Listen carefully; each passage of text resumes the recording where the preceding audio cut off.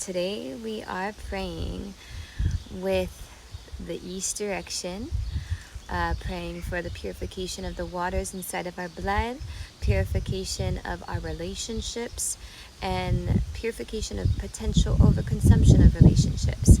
And so we called in me and my angels and all my relatives and my ancestors and Creator. We all called in the universal law of life to work with, and the spiritual law protecting the family unit, the Ohana unit within the blood and the veins, RNA and DNA, that three trinity that lives in that DNA. Yeah, we're calling upon the protection of that, and also the universal law of life to continue us on the straight path of intuition, the straight path of silence, the straight path of knowing who we are in our center core in the eyes of Creator.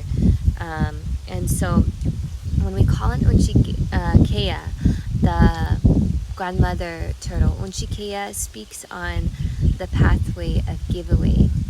And so when we reflect upon our relationships and put in consideration this universal law of life that is, again, encoding within the DNA, encoding within the star systems above, and encoding that lives inside of the heart, inside of our Unchimakar, Mother Earth's heart. When we put all of this in consideration and we reflect on that little experience in this moment of time with that one person maybe that we've been thinking about, or the experiences throughout our lifetime when it comes to relationships, and the common theme that we can see with limerence or obsession, love obsession, externally focusing on outside of us, is the need for self-validation through the eyes of another. So the need for self-validation is the antidote, the self-validation, yeah, but the need for validation through praise from another person, continuous praise from another person, is kind of the imbalance that we're reflecting upon.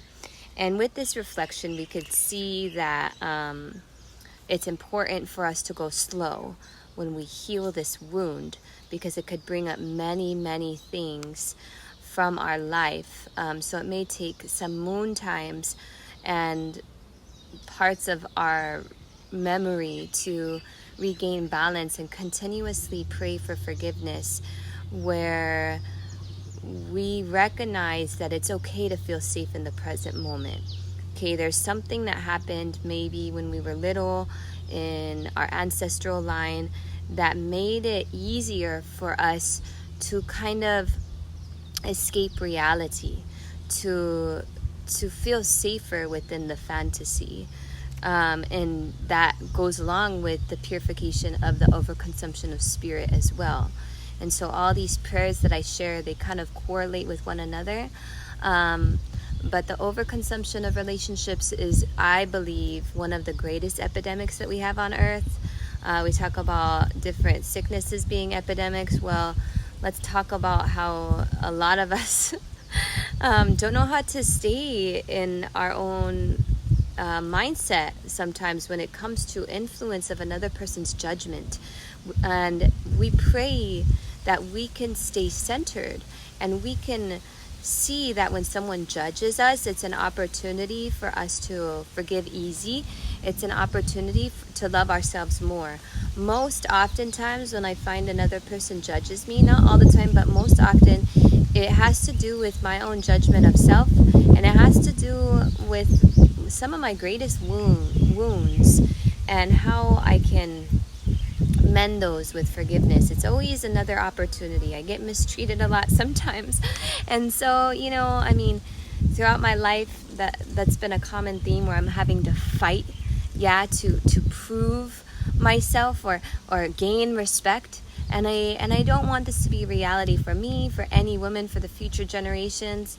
But for whatever reason on earth, this is a theme in my life, and I'm trying to bring more harmony into that too with myself. And so these kind of prayers really help me with the union of spirit. Union with the spirit is the straight path, intertwined with the silence within. And so the only time we can recognize the 4 quarters of silence is when we are alone. So whether or not we're in the codependent relationship, whether or not we're in limerence, in love obsession, in like this, we could just notice it in the back of our mind, our infatuation with our significant other, or with an idea of a significant other. The greatest antidote for this imbalance is actually spending time alone, and actually the giveaway. So when we think about giveaway, we could think about fasting, we could think about surrendering an old habit to maintain that center focus celibacy. I've been celibate for 2.5 years, and I'm really excited just to call on the grandmother turtle to know our medicine as a woman. So I'm really excited again with the celibacy to share the journey one day with my future children or with other women on how it has prepared me to be a mother. And so if you're contemplating celibacy, it is a beautiful time to really pay attention to that sacred giveaway of what the body, energetic body, bodily exchange is. And so when we call on Grandmother Turtle, again, we're learning our medicine as a woman. And what does that mean? Grandmother Turtle teaches on how to go within to find the silence, to find the reverence for silence, and to get to know the depth of a woman's heart. And so this depth uncovers the gateways to the cosmos, the gateways to the sky, the gateways to the sun, the gateways to the soil, the gateways to the earth. Yeah. And so then when we're tapped into that sacred silence, having reverence for our medicine as a woman, we can hold the space wherever we go. And that's one of our medicines as women, is to hold the space. Okay, we're space holders because we have a womb and it carries amazing medicine. And so the 4 quarters of silence carry this secret, okay, because there's the antidote for the overconsumption of love, the imbalance of the relationships, is the being alone. But within that aloneness, you could find union within your universal family, within the silence, union with the stars, union with the sun, union with the moon, union with all that's around us, so we can remember how connected we are to the beauty that we see each and every day. We could remember that we are a direct portal to give life through. And if that's not a miracle, I don't know what is. And we think of giving our power away to the codependent lovers, yeah. And that same theme with any kind of imbalance in love, overgiving, not giving enough, even suppressing ourselves from receiving, is that validation. And so how is it that we can create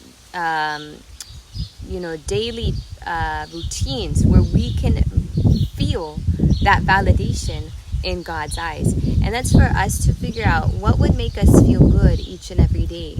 Breath, reflection upon the mirror, seeing affirmations in the mirror, but also being still and really just letting go of what we think we need to do. Because there's discernment needed when we act from a place of woundedness within this over excessive giveaway or under excessive receiving is the imbalance of the masculine and feminine, yeah. And discernment from what illusion is and the truth of creator love for us.